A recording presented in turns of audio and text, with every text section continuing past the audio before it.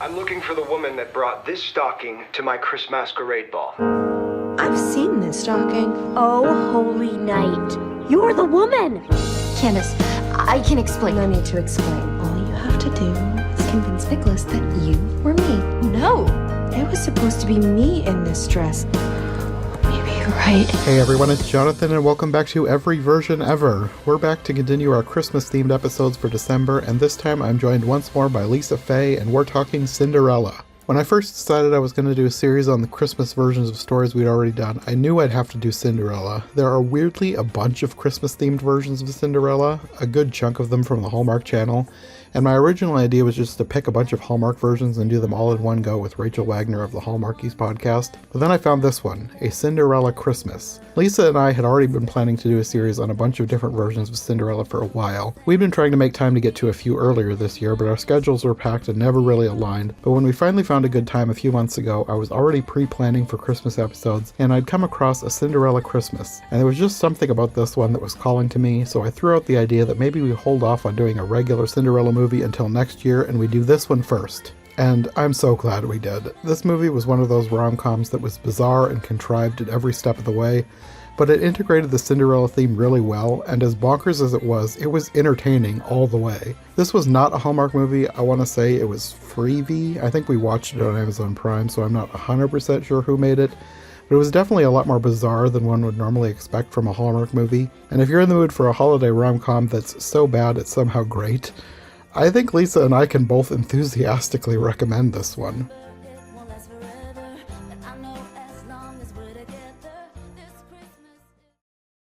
This was, like, worse than I thought it was going to be, but way better.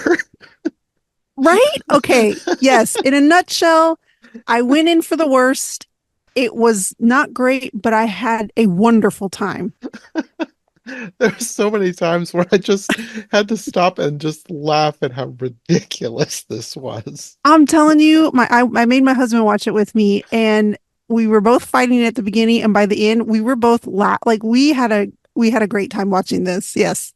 I think when I went into it, I figured this was probably going to be like a cheesy rom-com with only the barest, thinnest connection to Cinderella, because that seems to be what happens with a lot of rom-com stuff.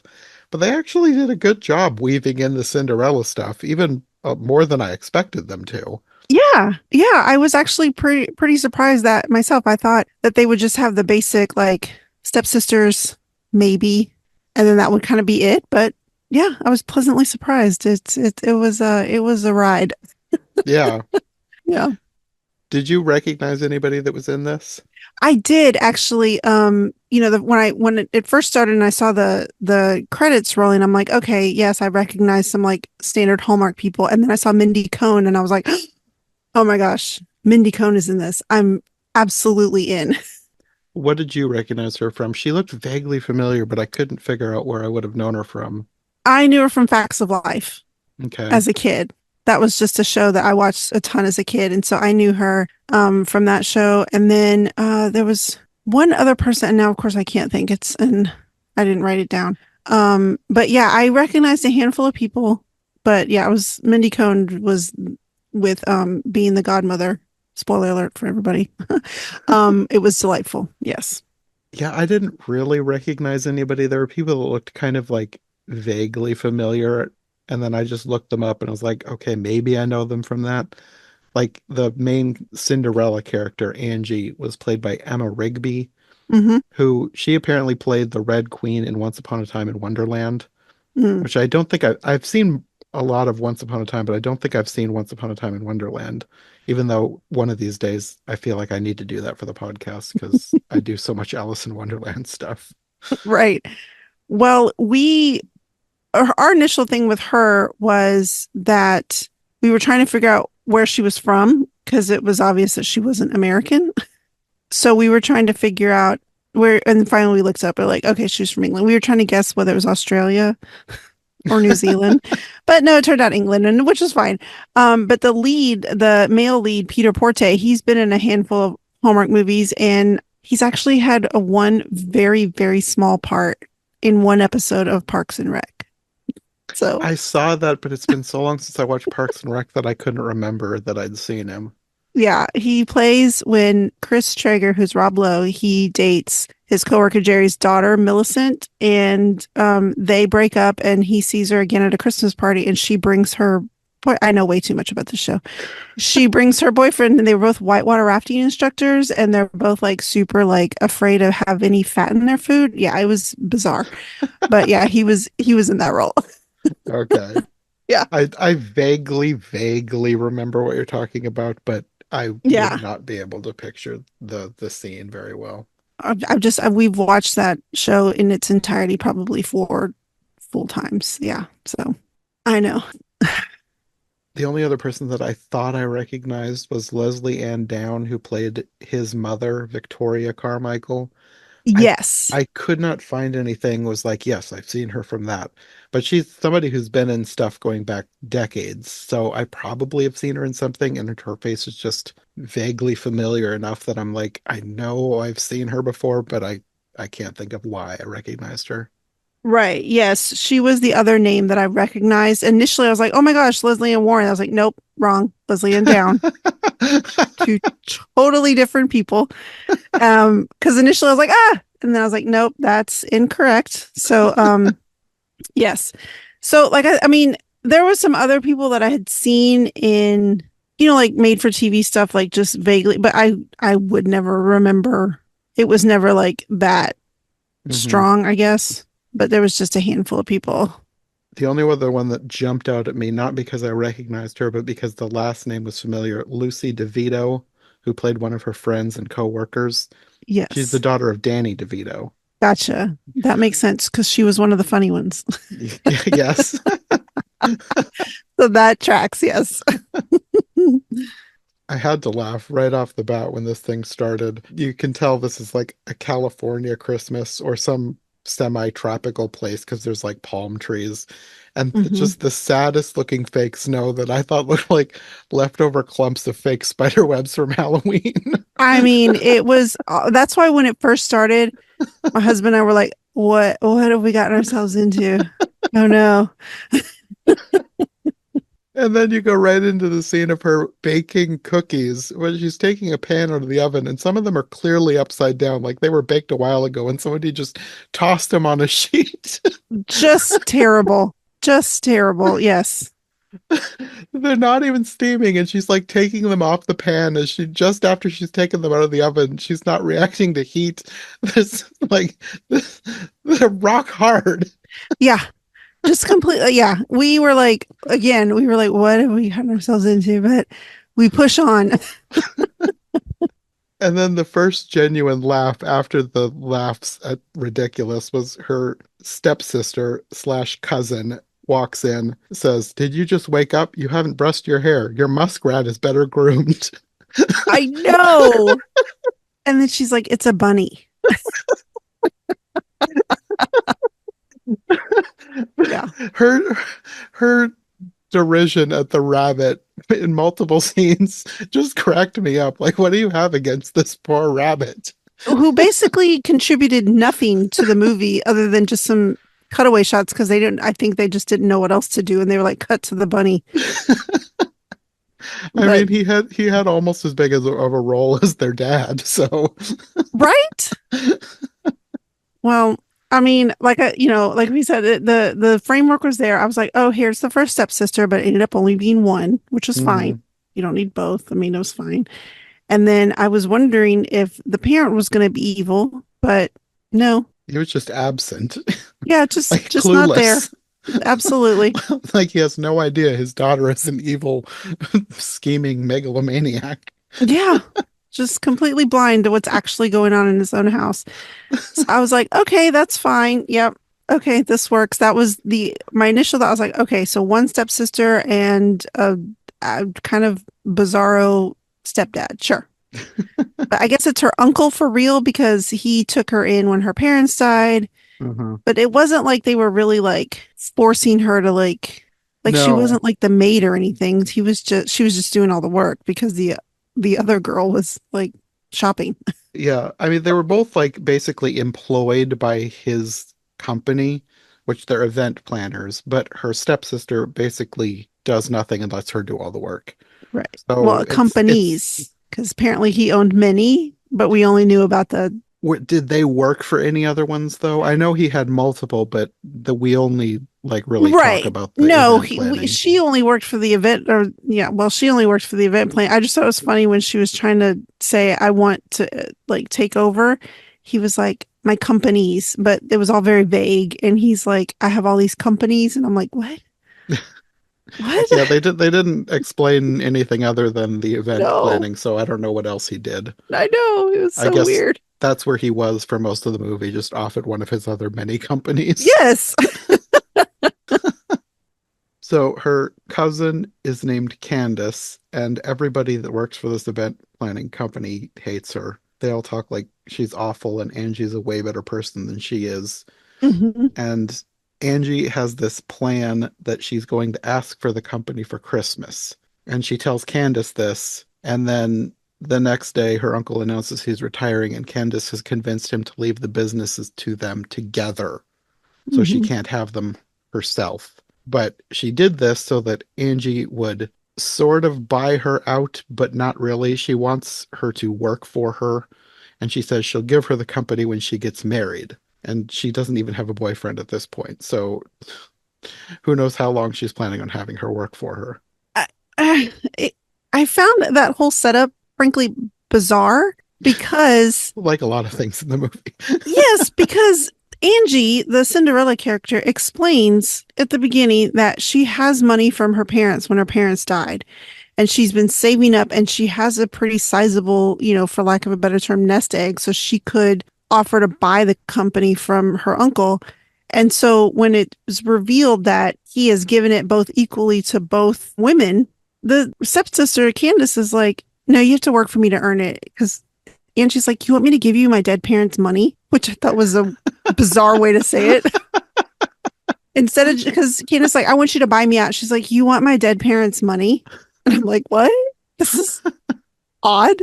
And Candace like, no, I just want you to work for me. And then as soon as you pay it off, meaning when I get married, then you can have it. I'm like, this is the most backwards setup to just pay her. Do you want the business or not? You were going to buy it anyways. What difference does it make if you give it to her or the whatever? I'm like, okay, it's in the script. Sure. It has to be themed to Cinderella, so she has to be the Yes. poor put upon scullery maid. And I'm like, but you have this. Okay. I was like, this is the weakest, but sure. Yeah. So their next client is someone named Nicholas Carmichael, who is the Prince Charming of this story. And the next day they're working at his house, and he comes in and he starts complimenting all their ideas for this event that they're planning for him, the Chris Masquerade Ball, Mm. Mm-hmm. which is a Christmas themed masquerade ball. Mm-hmm. And everybody has to wear a mask, and they all have to bring stockings with them that have things inside to represent them. And he thinks this is such a great idea. And then her cousin swoops in and takes all the credit, and he invites her to the ball. Mm-hmm. So then he goes back to his mother, and they have this stereotypical rich person conversation. About money and marriage. That's all. And the fact Yeah. that he keeps getting stuck in the tabloids because of all these women that he's dating. Which I'm like, nobody really. Okay, sure. Yes, all these women you're dating, sure. Well, part of their conversation is the fact that he keeps dating these people and then finding out that they're only interested in his money. So then he breaks up with them, and then there's a whole tabloid fiasco about it. Which I guess I missed maybe part at the beginning because he doesn't get the money until he gets married. So how do they find out he has money? Maybe I guess they meet his family and realize, oh yeah, they live in a giant house and his mom is obviously rich. The way I took it, this is some family like, I mean, not the same, but like Elon Musk. If Elon Musk had a kid hounded by paparazzi if they were out dating and breaking up with people left and right. Gotcha. So it's just known, it's a known name, family name, like this family has money. Because I was like, he doesn't have any money. He doesn't get That's that how till I he gets took it. married. Yeah. Okay. I But mean, he also, I get it. Yeah. he also does work for his parents, so he has money that he's earning, I guess. Yeah. So he has some money, but he's not like a billionaire or whatever they are. Right. I don't know. It's always a It wasn't billionaire. like they didn't go into detail about his Right. finances, but you just assume he has some money and these ladies want it. Yes, of course. And then you've got a scene where he goes running with his friend, who is apparently his best friend and personal assistant. And they have another conversation about his dating life. And the friend basically tells him he needs to do better. And then I had to laugh because he takes off running away from his friend, taking off his shirt as he runs, and then crashes into Angie. I the whole time I was like, what?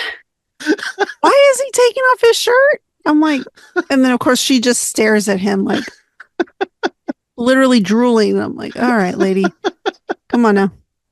I don't even remember if she says anything to him at that point. She's basically flustered and has to leave because she's still working on getting stuff ready for the ball. Right. And one of the things she needs to do is go pick up a dress for Candace, who has delegated all of her party prep to her because she wants to go to the ball, but she doesn't want to do anything that she has to do to get ready for the ball. So she's Oh, of course making not. Angie do it all. And here we meet the character who is the fairy godmother character, Zelda. And she tells her that she's made a dress specifically for her, which, okay. Like, how'd she get her measurements? She was there ordering a dress for Candace. Right. And so, because as soon as she walked into the dress shop, that's when my husband and I were like, okay, so this must be the fairy godmother. And we have to assume there's some sort of magical things happening. Like she's I like, suppose, but there was no yeah. magic anywhere else in the movie, so. Right. And because later she shows up at the party, which is also weird. But yeah, I just kind of assumed that she just knew because she felt it. I don't know. She made it sound like she'd been watching her for a while and knew that she needed her help. I don't know. It wasn't like most of the things in here, it wasn't explained very well. Yeah, there was a lot of moments like this one where I'm basically looking at it as a fairy tale. They're operating on fairy tale logic. This is not anywhere close to the real world. Right. Just go with it. Right. Yes. I had to suspend our, reality and just kind of go through it and be like, we're in for the ride. Yes. So she takes this dress home, supposedly for Candace, but it only fits her. And then she gets a call from Candace accusing her of sabotaging her facial because she had some kind of a reaction to a diamond face peel. I was like, is that a thing? No idea. She was like, and I know I'm not allergic to diamonds, so something must be wrong. And then they show her face and it's It's like she's got so horrible funny. chicken pox covering I her know. entire face. So funny. Oh, yeah. So she can't go to the ball. So Angie takes the rest of her stuff and appointments. She goes to get her hair done and she goes to the ball in her place. And she talks to her cousin before she gets there and she threatens her, saying that if she goes, she's liable to think that she did this on purpose to steal her invitation to the ball. And she'd better not hear that anyone sees her at that party before she's supposed to be there at midnight as part of the cleanup crew. And that was the first where I really took notice of the midnight thing. I was like, okay, they're kind of weaving this Cinderella thing in here pretty well. Mm-hmm. It's not just the characters. There's some details in here too. Right. Except as soon as she said that, my husband was like, how's she gonna know? Just go. Who cares? Yeah. He was getting invested. He was like, this is dumb. Just go. At that point, I was like, so since they're doing such a good job with like weaving in Cinderella, which versions are they taking elements from? Because I didn't like, I don't know. I didn't know anything about this movie. Like, is this just like pulling from like the most well-known version, or are they going for the dark versions too? Like, Right. is the stepsister going to end up maimed by the end? Well, what happens to, I'm not going to say it now because we're going to get there, but what happens to her is pretty devastating. So she gets to the ball and the doorman asks her if she has her invitation and stocking. And then it suddenly clicked on me that was like, stocking, that's going to be this version's glass slipper. And I was actually pretty impressed that they'd managed to weave the Christmas and Cinderella elements together that well. I was actually, because the whole stocking thing I thought was kind of dumb, to be honest. And I feel bad because yes, but it was sweet, but I was like, this is the best way to do that whole slipper thing, because what is he going to do? I mean, this was filmed in what, 2016, so it's, present day. Yeah. And it's like he's not going to walk around asking to look at people's feet. So this is the best way to weave this in. It was cheesy, but I thought it was clever enough that I was kind of impressed that they'd managed to weave the Christmas elements together Yes. with the Cinderella elements. Yes, same. But then also at that point, I realized we haven't even hit the 20-minute point of the movie. So they're like really speeding through the story. And then I was wondering, are they actually doing the Grimm's version, in which case there's going to be more than one party and also potentially significant blood loss for the sister? Right. Which they obviously weren't doing the Grimm's version, but they were kind of taking elements from that because there ends up being another party and things happen to the stepsister. So yeah. and then a couple of minutes later they do the stalking game, and I actually loved the giant stilt clown lady Picking stockings off that giant tree. Yes. Yeah, I was like, this is so weird. I love it. I did too. And I know they resolve it very quickly, so I was grateful for that. But initially, there was a bunch of things where I was like, this is resolved so quickly. I love it, because I was like, yes, do not draw this out, please. I really thought there was going to be just a ton of miscommunications where you're just like, oh my gosh, just speak to each other. But a lot of it was resolved. But my initial thought was, how is this going to work? Her stocking is literally made to match her dress. So it's not a surprise who owns this stocking. And I'm like, what is this? What are you talking about? How, because the whole thing was pick a stocking and then go find the owner of that stocking. And I'm like, well, that's easy for the dude that picks her stocking, or in another movie, a woman, but I'm saying in this case, it was a dude. Like, obviously it belongs to her because it's literally the same fabric as her dress. And luckily he was like, well, I knew it was you because your stocking matches. No, yeah, like, the whole good. The whole stocking game was very contrived, because like, yes, obviously they're going to get their own stockings and figure it out themselves. But like, if you're not supposed to know who each other are, like, if you accept the reality that this tiny little mask completely conceals your identity from everyone. Right. Yes. How are you supposed to figure out who owns each stocking? Because you're supposed to stuff it full of stuff that is unique to you. But if they don't know who you are, how are they supposed to figure out who it is? So it's like, this whole thing is already dumb. But it's already banana pants. Yes. Yes.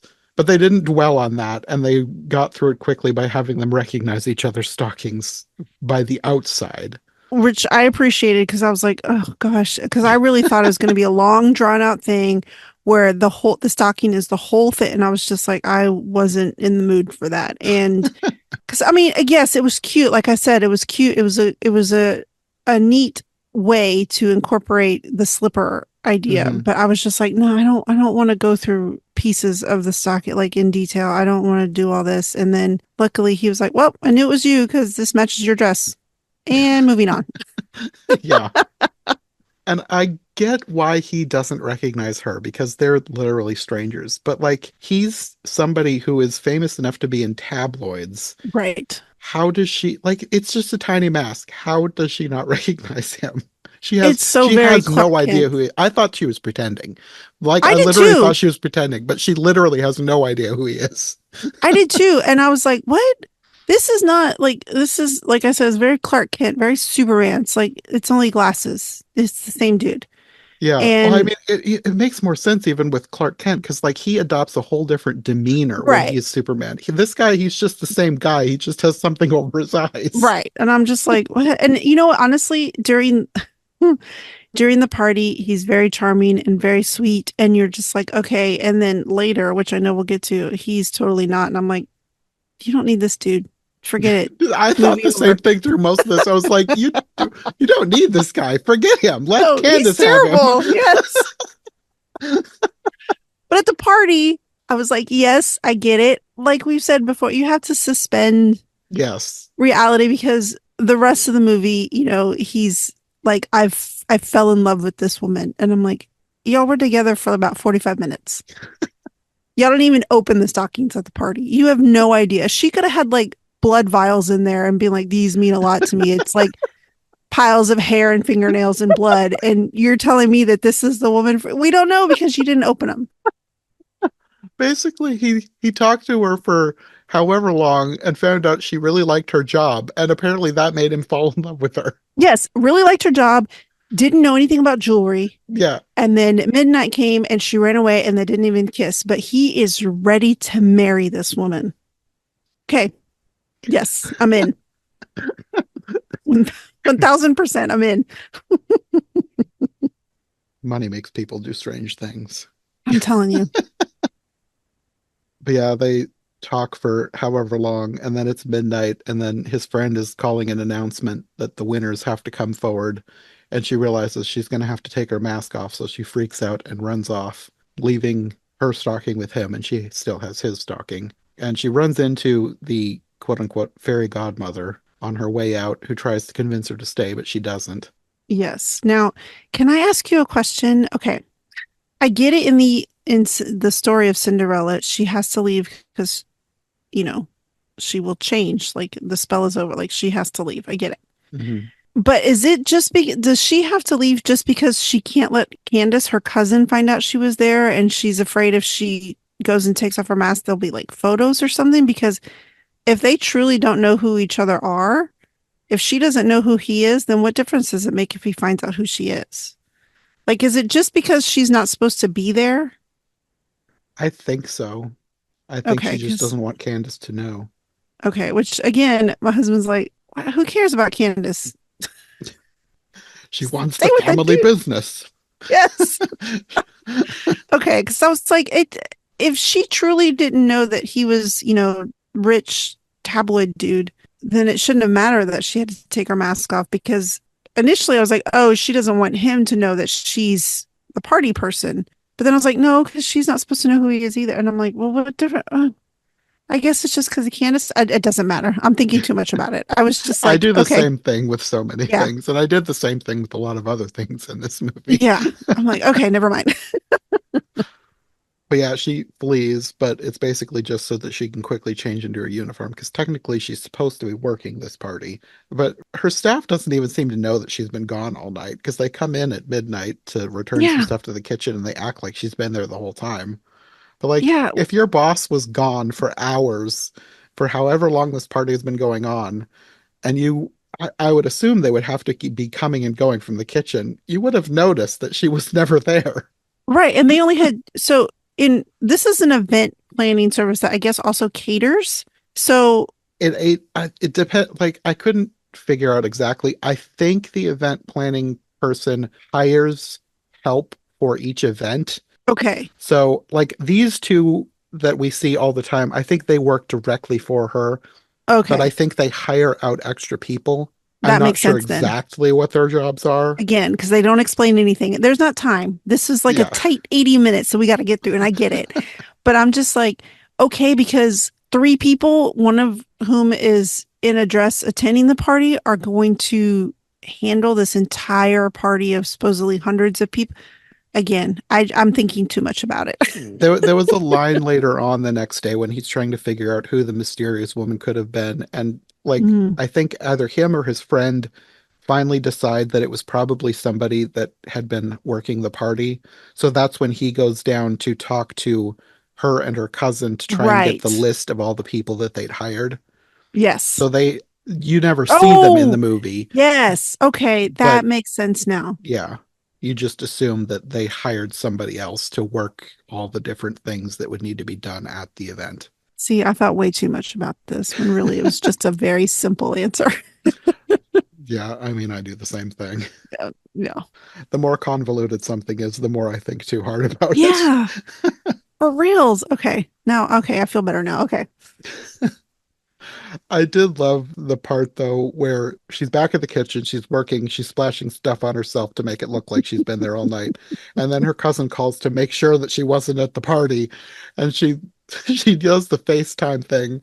It's like, who just randomly decides to use FaceTime? Like, I Right. never use FaceTime. No, I my just if I parents will call me on FaceTime and I'm always like, I text them, I'm like, please just call me.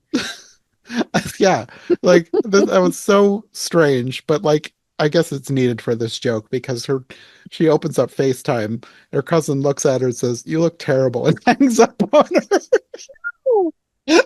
which was very, very funny. I actually, as much as the cousin bothered me, she was hilarious, I and know. I enjoy every time she was on screen. She made us laugh. Yes, This movie would have been a lot more insufferable if I didn't love how stupidly evil the cousin was. pretty funny. Yeah, they also, during the whole getting a phone call thing, they're trying to announce the winner, and his friend is calling for somebody to come and accept the prize. And when no one shows up, he says something about, like, you've broken my friend's heart. And he looks so pathetically sad in that mask. It was banana pants. It was so dumb. He broken his. And I told my husband, I was like, did he just announce that to the entire room, like the entire party? And I was like, oh, I guess so. Okay, sure. And yeah, and then, like I said, the next day they're trying to figure out who it was, and he goes down to try and get a list of all the people that they'd hired. And then he crashes into Angie, and he says something about he thinks he recognizes her, but she insists it wasn't her, and maybe he was thinking of the other day when he met her cousin. So now he thinks it was her cousin last night at the party. He runs off to find her. And then they do the whole awkwardly vague conversation, causing a misunderstanding about where he thinks that she left the party early because of her allergic reaction. I was like, oh no, I do not want a whole movie of this. But immediately he figures it out, and it was not her. I was like, oh, thank goodness. I'm so glad Right? they did not go in that direction. Same. I was like, oh gosh, this is going to take forever. And nope, literally the next like two sentences, nope, it wasn't you. Goodbye. And he Yeah. literally just turns around and Yes. walks away from I just cracked up laughing. He turned around and left her. He's like, never mind. Oh. And then at some point later, Candace calls Angie from the next room, apparently, to tell her that they've been hired again by Nicholas because he's planning another party to find the mystery woman and marry her on the spot. And I was like, this is the dumbest idea, but I suspended disbelief ages ago, so I'm just gonna go Yes. with it. Just the audacity to think like that's all it takes and that whoever shows up is going to be like, yep, I will marry you right now. So dumb. But like you said, it needed another party, so this is the way to get another party. Yeah. And Candace tells Angie she has to take care of everything because she's too upset that she missed the first party and the chance to fall in love with Nicholas. Convenient. Yeah. So Angie goes off to meet with Nicholas again to plan this next party. And I I don't know. This seemed very dumb to me. There was like a very small crowd of women screaming outside the gate to his mansion.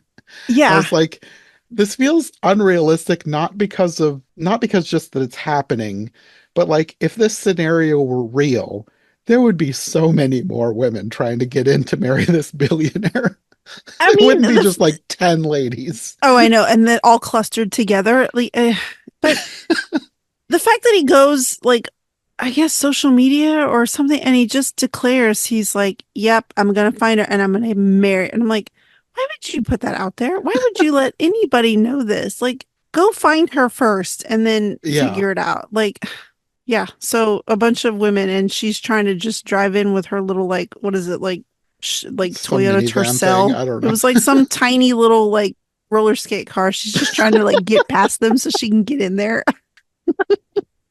But then I also had to laugh because she gets past, she gets inside, she goes to meet Nicholas, and he doesn't recognize her at all again. And I was like, okay, this suddenly makes so much more sense. He's just an idiot. He really is, and a complete 180 from the party because he's all of a sudden like super like full of himself. He was like, well, why wouldn't anybody want to marry me? And I'm Yeah. like, what?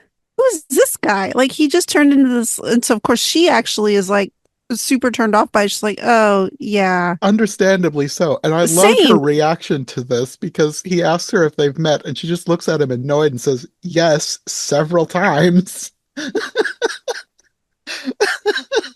Oh, And then they have this whole conversation about how he's supposed to know he's met the love of his life after only spending a few hours with her. And he says something about like he knows she's the love of his life because he only talked to her for a little bit, and he goes off on a tangent about how he meets so many women, and in his experience it's so rare for any of them to stand out.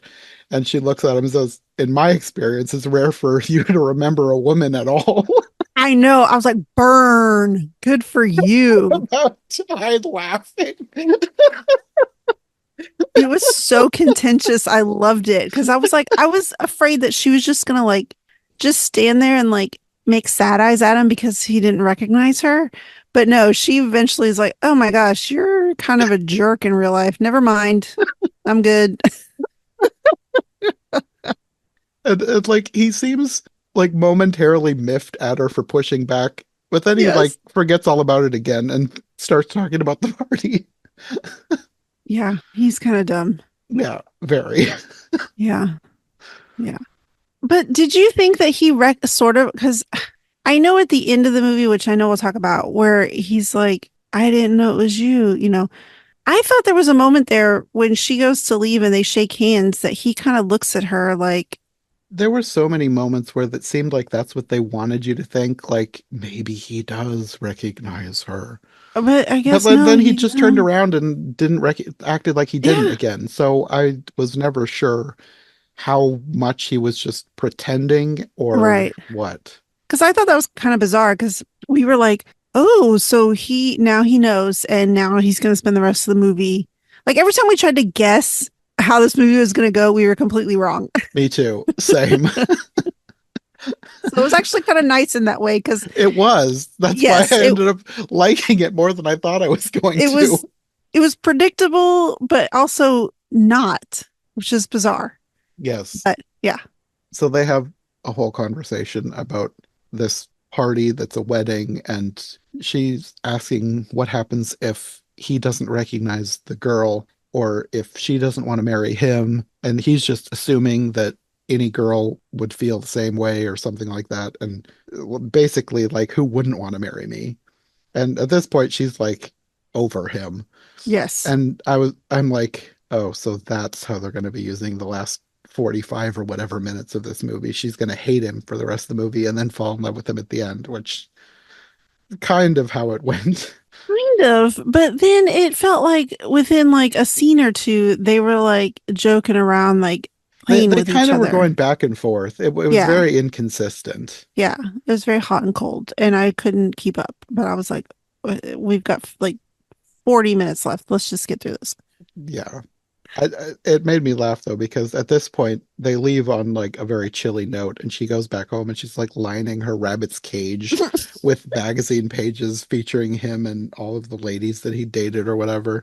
And her cousin comes in and sees the pages with him on it, and she says something like, "Ooh, tabloids, all featuring Nicholas Carmichael. And I thought you couldn't stand him."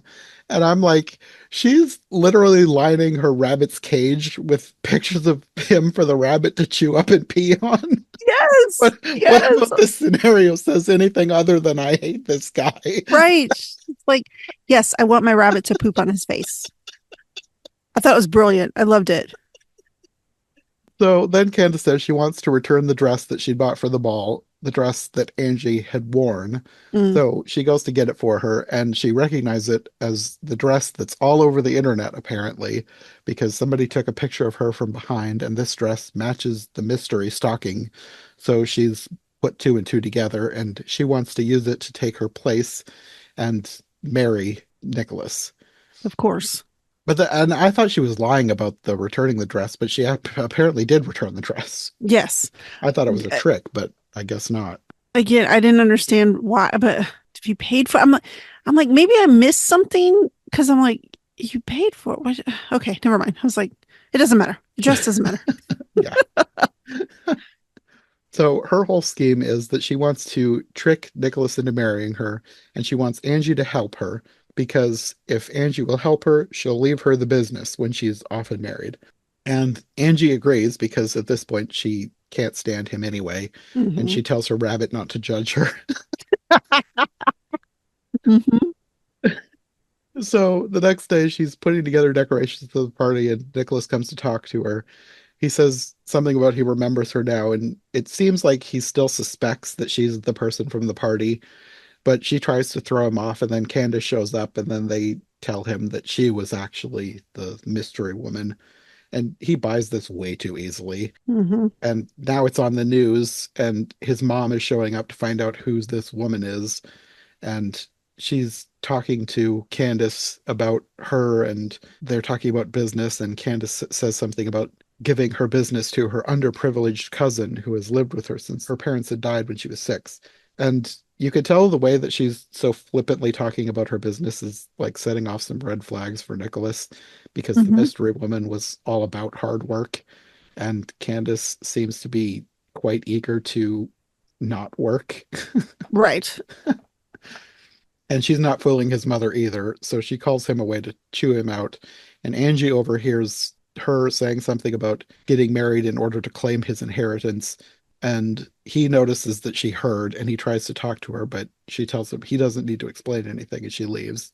And she goes off and she's talking to her co-workers, and they're not buying anything about this situation. They're sure that Candace is scamming some poor girl out of a jackpot marriage. I love those two coworkers at first. I also loved when one of them said, well, if he's marrying Candace, then he's clearly not the brightest bulb in the strand. Truth. And they're talking about intervening to save him from her. But Angie says no, because if she helps Candace marry Nicholas, then the business will be hers, and then they'll all be free of her. Mm-hmm. And one of them suddenly looks at her and like, why are you able to help? Because nobody knows anything about the other woman that she's trying to pretend to be. And then it suddenly clicks and they realize, oh, she's the mystery woman. Mm-hmm. And they're You have trying that to little convince freak her. out movement. Yeah. They're trying to convince her to go after Nicholas herself, but she refuses. And she says that the Nicholas that she met at the ball is not the Nicholas who is in there, and she's not in love with him. He's That's right. getting married for his inheritance and not for her. Which, I mean, she's kind of right. Like, she's wrong about the getting married for the inheritance part, but like, he does not act like the same person who she met No, at the ball. So, not at all. and then you've got a scene with Nicholas and Candace prepping for the wedding, talking about jewelry. And she's like hyper specific about what she wants. But in the conversation with the mystery woman, she said something about she didn't really care about jewelry and hadn't given Mm-hmm. any thought to jewelry for a wedding. So now he's wondering why this supposedly new version of the mystery woman actually loves jewelry. And she manages to weasel out of it. She gives some kind of a convincing answer. I mean, not one that would convince me, but he apparently buys it. Right. Yeah. It's strange because some of these other things got cleared up so quickly, and then every time, what is his name? Nick, right? Nicholas Nicholas and yeah, Carmichael. right.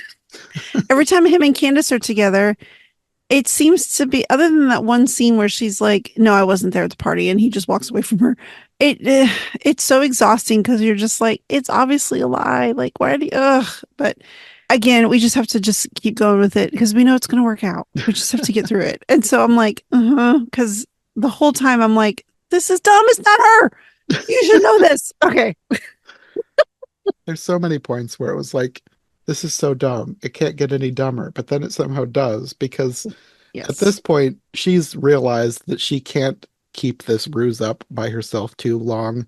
So she goes home and tells Angie that she wants them to use the earpieces that they use for staff events, like Ugh. for the staff to talk to each other. She wants them to use them so that she can listen in on their dates and feed her lines so that she can make him sure that she is who she says she is.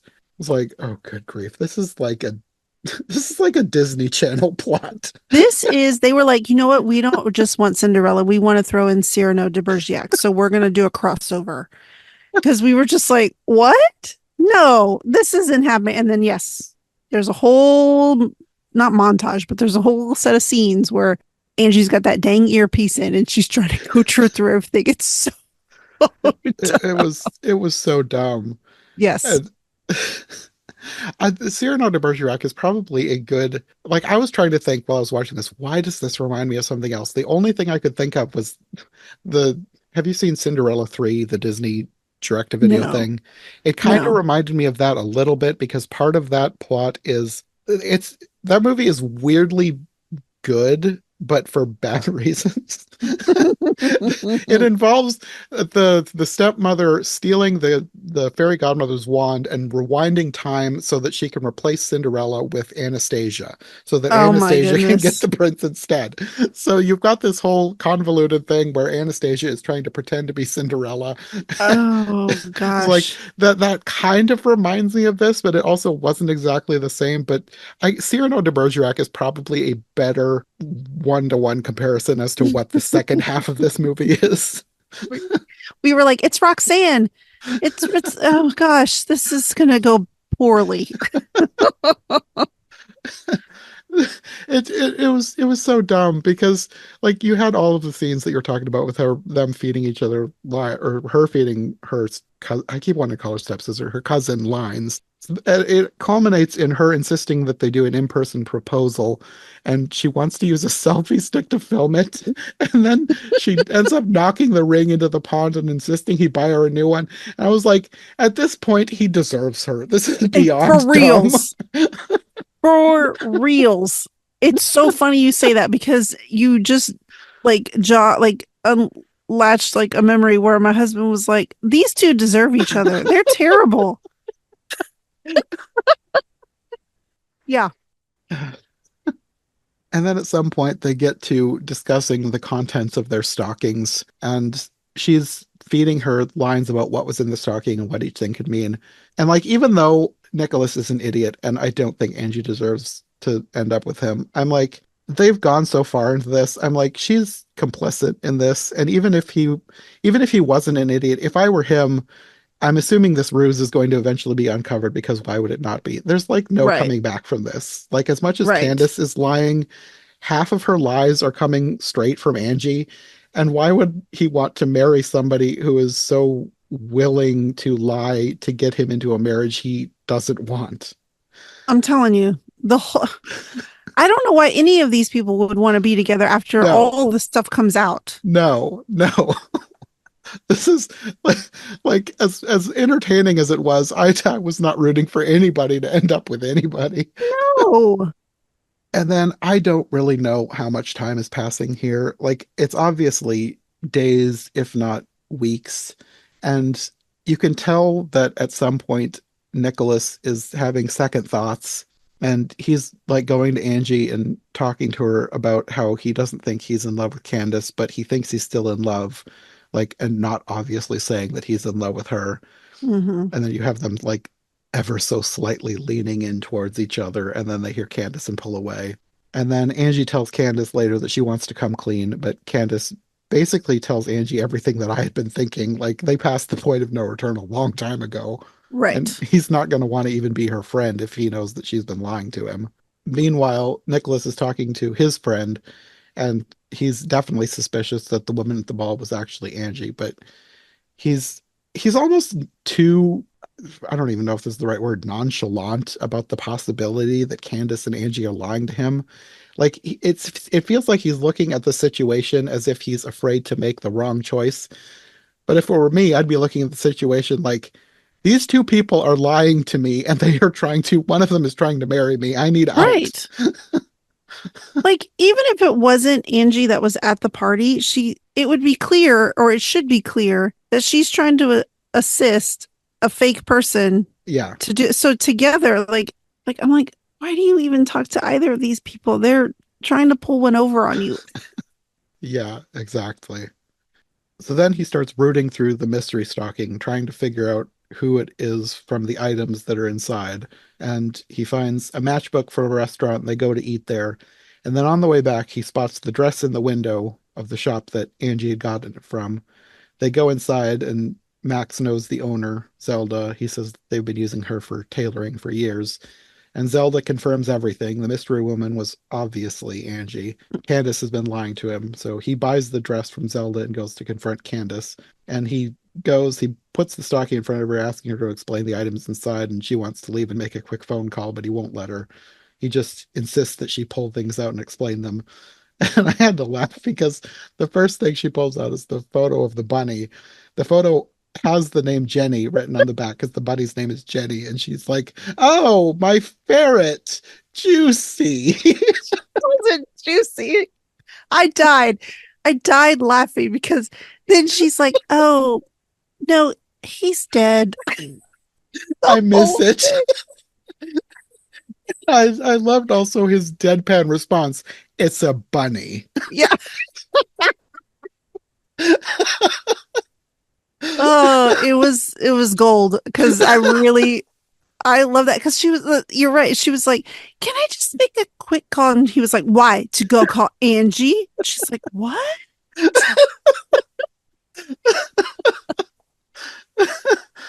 Oh, yeah.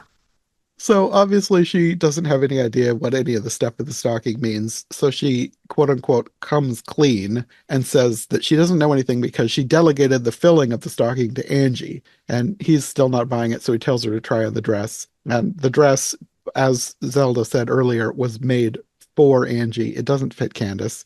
Right. So he demands to see his stocking, which she says she threw out. And he demands the truth now, and she refuses to admit anything. But she says that if what he's accusing her of is true, then Angie is helping him plan his wedding to someone else. So she doesn't love him, and she does. So then he leaves without resolving anything. I'm like, at this point, call off the wedding.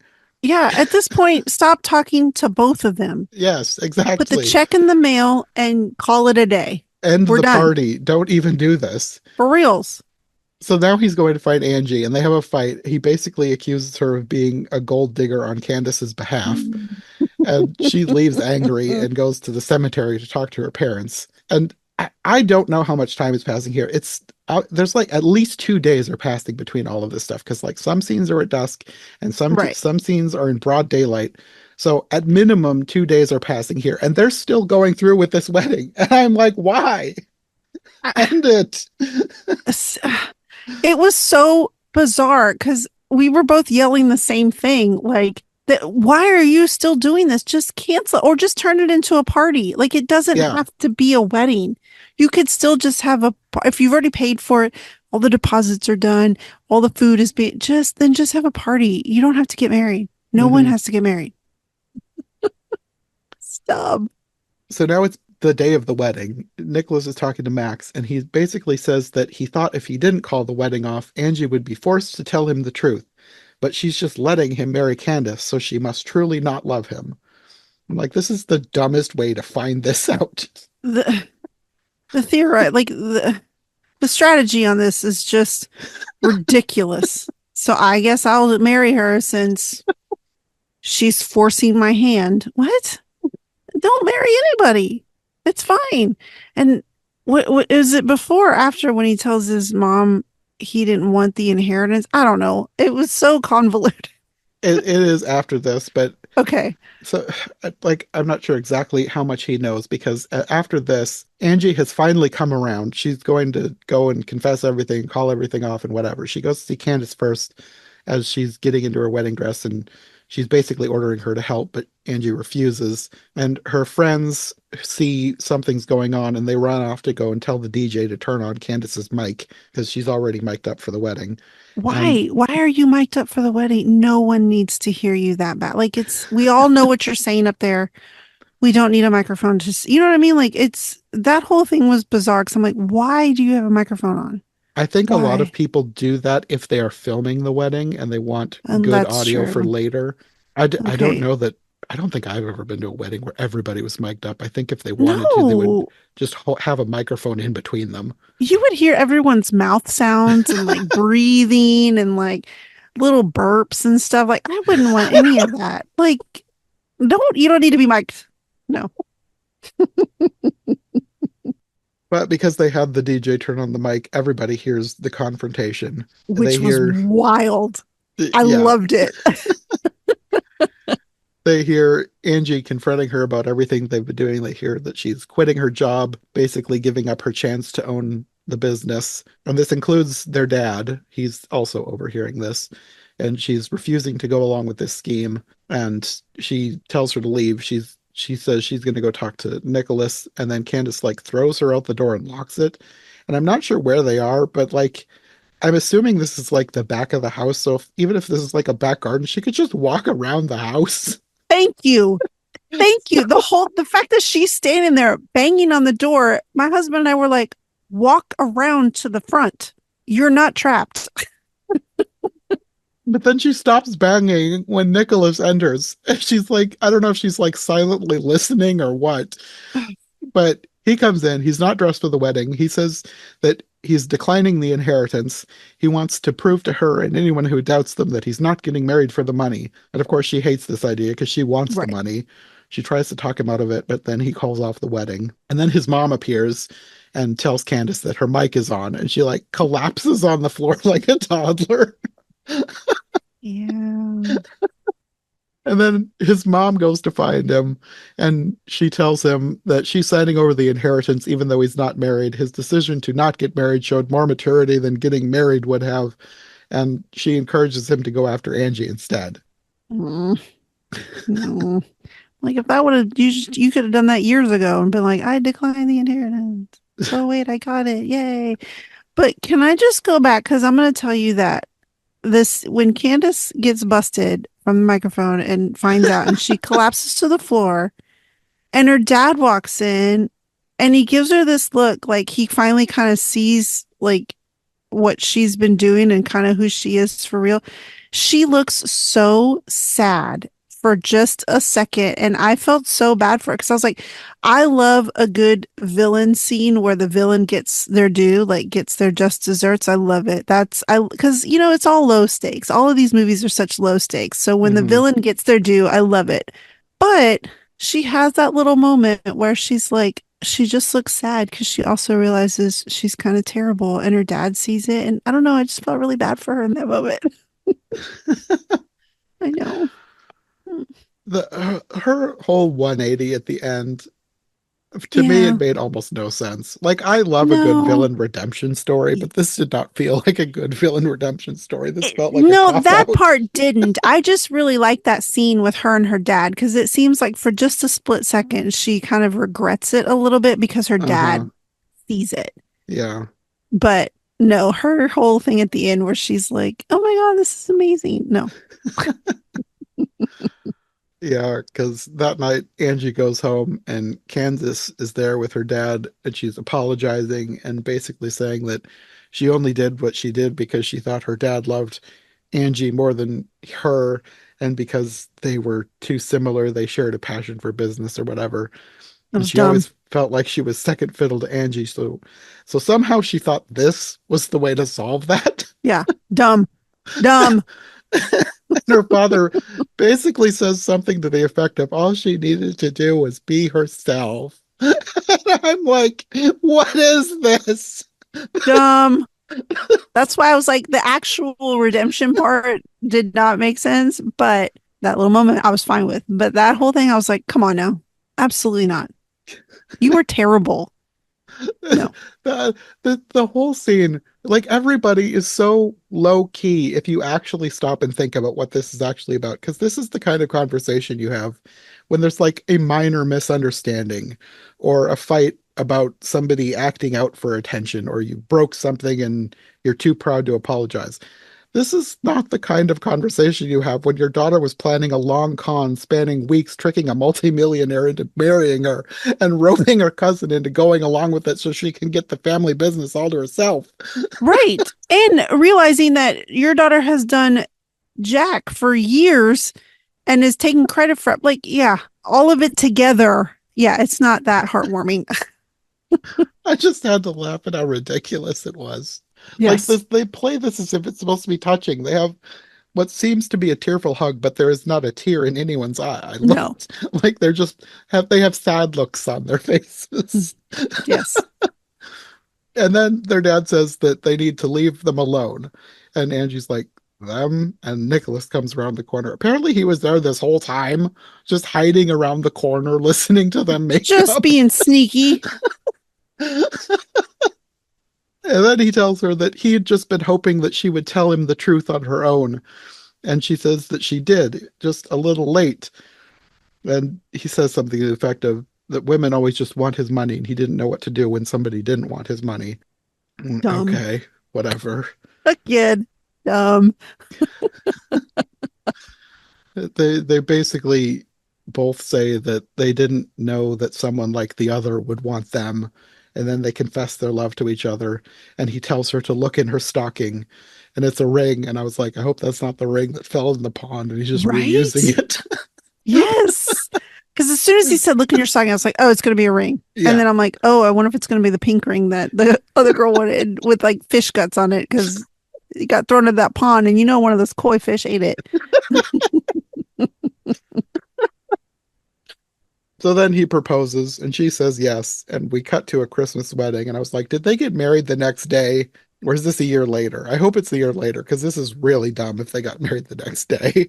Well, I was like, both my husband and I were like, why is she not wearing the dress? Like that would have been cute for her to like the whole. It Because would, didn't he yeah. buy the dress from Yeah.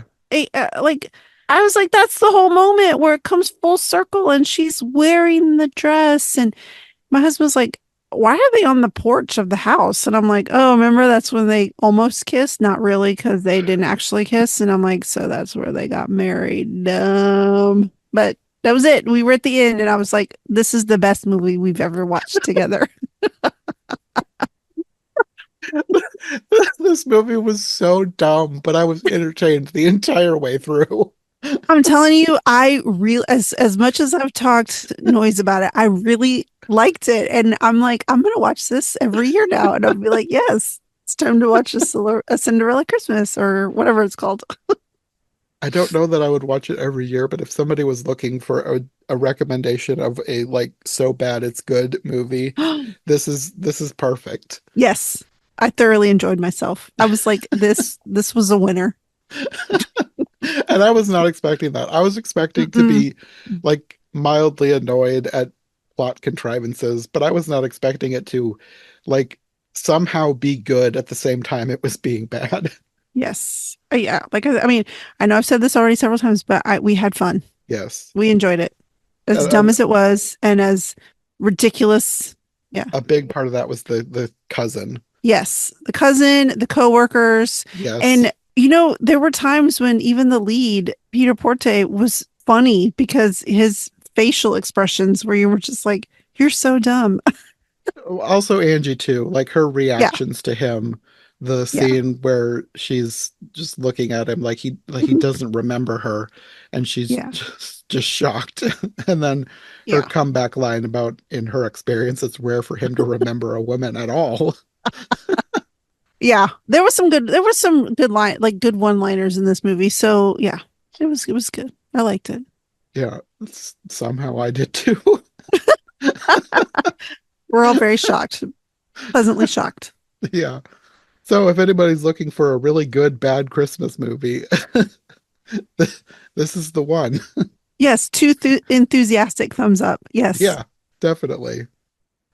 Well, thanks for joining me for this one. I am very glad we watched this. Me too. I'm serious. Like I loved it. So yes, this was very fun. Thank you for having me back and giving me new Cinderella movies to enjoy. Yes. I think we will be back next year because there's a whole bunch of other Cinderella stuff. And I don't know why, but I just want to find more Cinderellas to watch. So Yes, I'm in. we will be back at some point. I know we're going to talk about Cinderfella, but there's a few others Yes. too. I think Cinderfella will be the first one up next year, though. Yes. I'm excited for that one.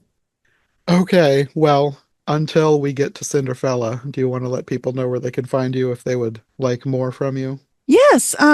So you can find me online. I'm mainly on Instagram and my handle is my bookish agenda. And if you are into romance, holiday romance books like novellas, all through the month of December, I read a holiday romance novella and then I post about it in my stories and give little mini reviews and it's fun. So you can join me there for the holidays.